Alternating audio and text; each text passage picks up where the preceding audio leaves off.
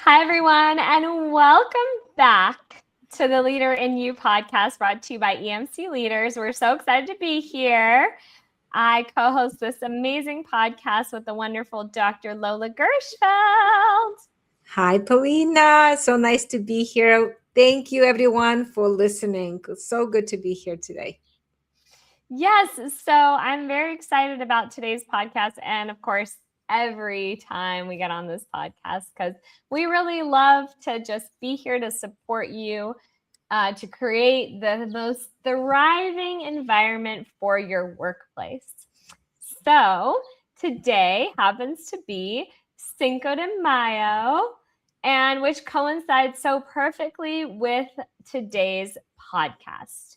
So we're going to talk about culture differences in organizations and how the EMC process actually works for every single culture across the entire world. Right? Yes, absolutely. I think this is such a good day to talk about this topic, and I think it's such a great topic. We just came back from the SIOP Conference, Yeah. and we had such an amazing experience connecting with people there. And so one of the things that I noticed is that we had questions about, what if somebody else, that is not part of your team struggles with communicating in this specific way or this specific format? Like how can we use the same EMC process to also respond to other people that maybe are in conflict, so that are outside of the team and organization? Or if you have a team that is not in America or in the US and has cultural differences, how does it apply to that team as well? So I'll let you take it away, Dr. Lola, and then I have some follow-up things that I'd like to add and questions. Yay! Yes, well, I'm very energized from our SIOP conference, and SIOP stands for Society of Industrial and Organizational Psychologists. There were about 4,000 attendees and lots of sessions. So one of our sessions was how to stop workplace conflict at its source. And we had about 150 people, I think. We had a great engagement. People were very interested in the way how to address conflicts at work. But to go back to your question about cultural differences, I remember working as an HR manager in this company, and there were about 15 different cultures that worked in that company. We had people from Asia, we had people from India, we had people from Russia, we had people from Canada, we had people from Europe. I mean, everyone. It wasn't like people were in terms of different places, but they were all in the same company at the same location from different places, and they had different ways of addressing each other. They had different foods. Some people some brought very smelly food, and some were very offended by the smell.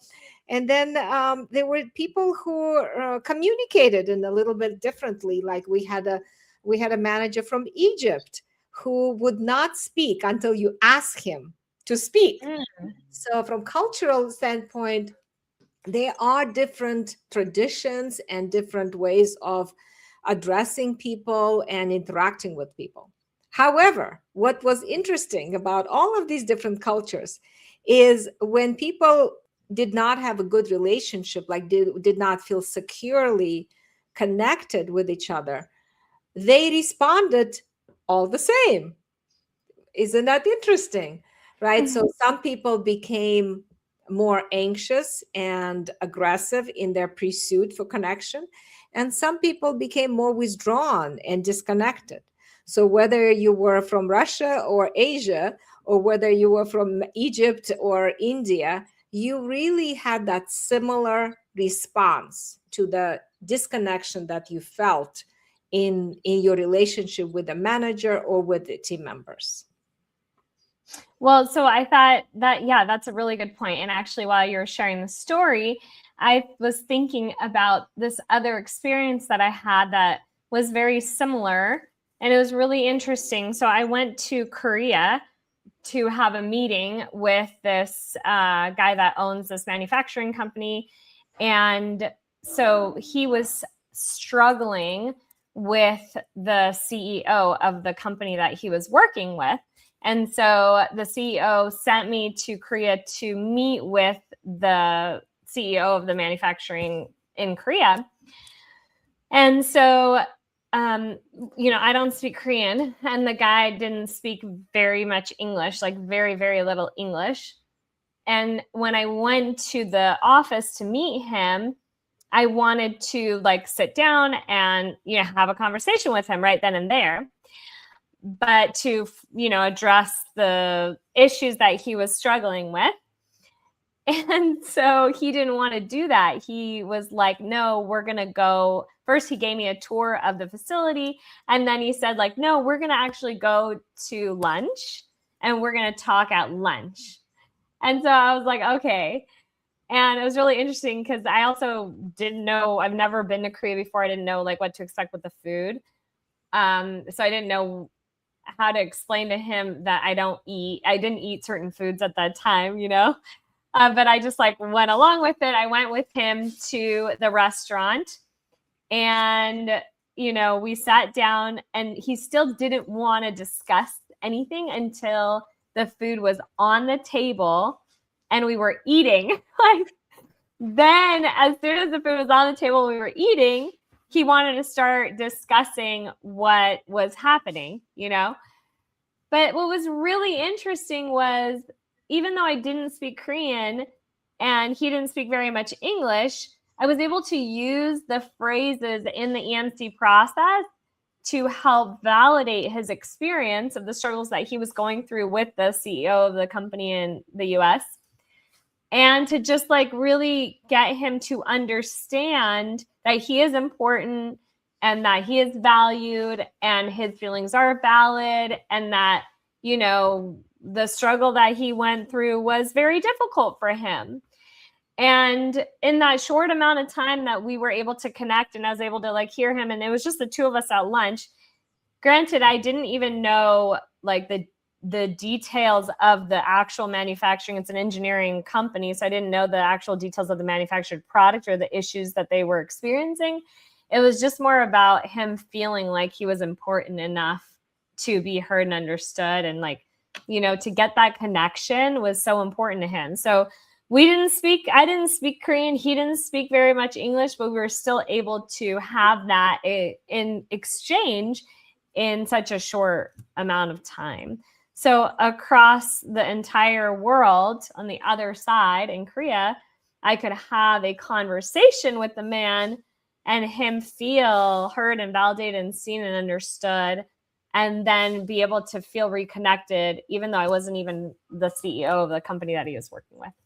I was just like the representative, I think it just shows the power of attachment. I think attachment really helps us to understand that people do want to feel valued and cared for and important and heard. And I think he really felt that because number one, you were validating his grievances, right? You were validating. You didn't have to agree to what he was saying, but you were validating his experience, how difficult it was for him. You also held that space for him, like you didn't defend the CEO from the US. You didn't try to explain how he shouldn't have been this way or that way. You really gave him space to hear that his experience is valid. His, the way he felt was valid. And also just the fact, the fact that the CEO from the US sent you to Korea to talk to him, that really showed him how much he felt cared for.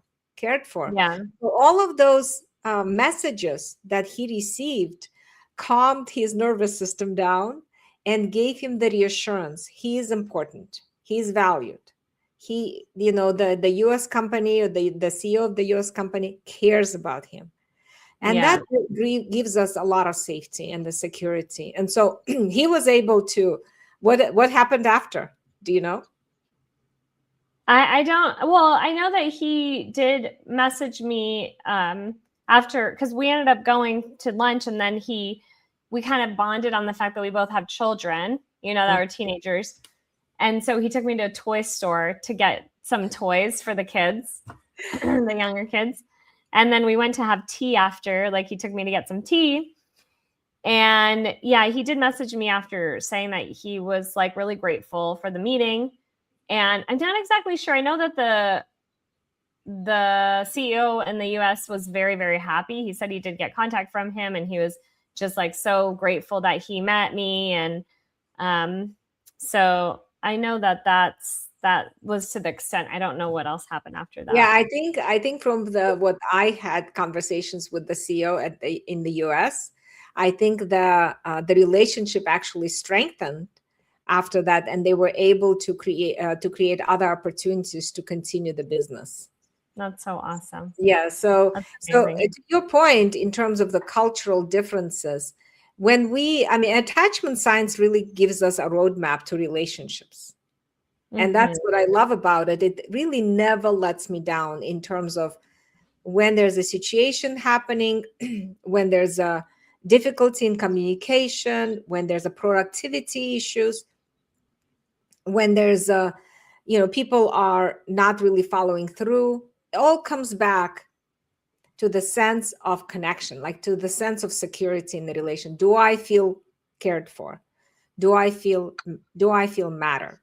Do I feel important? All of these are key attachment questions, right? And you talked about it at the SIOP conference. Yes, we did. And we talked about it last week on the podcast. Actually, we talked about those 3 questions with the lady that we had on. Yeah. And, it's so interesting because a lot of people say, like, what is universal language that we could all use? Number one is it's love. I hear a lot, that's a universal language. Hugging is a universal language. Smiling, that's a universal language that everyone understands. Sharing those emotions without actually using words are universal languages. Well, the thing is, when we take those emotions and we're putting words to those emotions, that becomes the language of our emotions. And when we have that language of emotions, it also becomes universal because it's universally comforting to hear and feel that experience, no matter what someone is going through and no matter where they live and no matter what language they speak. Yes, I agree with you. Emotion really, as you know, we like to use the analogy of dance and emotion and music, right? Interaction is like a dance, and emotion is the music of the dance. And if you think about the concerts that we go to, they're very emotional. And to be able to go back and become vulnerable in the moment, and then be so strong outside, like to get back that balance. At the SIOP conference, one of the sessions was actually using the movie scenes to make an impact on the leadership style and how emotions really take us over in that moment. They showed what is it, The Baker or something? Is that what the bear? The Bear. Yeah, The Bear was the series that they showed, and how much turmoil they were experiencing in the moment when the person, the chef or the owner becomes angry and demanding, and how other people's feel so demeaned in that moment and feel insignificant. And in that moment, they just want to run, right? As we saw in that scene, the one of the people who prepares food, she just like, that's it, I'm done. I'm leaving, because it was so painful for her to feel so demeaned. And when he came across aggressive. And in another clip, the other panelist showed a clip of Taylor Swift. Yeah, Taylor Swift. And they showed a moment when she had a concert and she went to visit a family that was, I think, was really traumatized by losing their child in this violence that happened. And she went and saw that family, and she cried, and she was with them in that moment. And then 2 hours later, she was on stage singing. and you can just feel that emotion happening. And I think it's in a documentary that Taylor Swift put together of how she's able to connect with her team members and the audience, and to project the emotional love language, right? For her music, Yeah. for her fans, and for the beautiful what is the word I'm looking for? For the beautiful Like, experience she's creating for people, for herself and the people. So emotion plays a big role. And we often say emotion is the most powerful thing in the room, and it's also the most powerful agent of change. If you want to if you want to change emotion, you have to go into emotion to change emotion. You can't really talk about it, or sit on a sideline and say, well, let's walk around it. No, we have to go into it. That's amazing. I had a session on Saturday with one of my team members, and I was talking this morning in a meeting with another team member about the session, because I think it is so common to want to ask people to change their behavior. This is something that I also saw at the SIOP conference, was, kind of on a psychological level, and cognitive, I think we look at it like we need to focus on changing behavior. We need to focus on helping the person understand the behaviors that they need to change. And yet it's nearly impossible. That's where the phrase people don't change comes from, because it's actually impossible for us to request and ask of someone to change. But I had a session on Saturday with a team member, and I mentioned to him that, I shared with him how it affects me, his mood, when I meet with him for meetings and such. And when I see that he's really unhappy when he sees me, and he kind of like changes his whole facial expressions, and how, that affects me.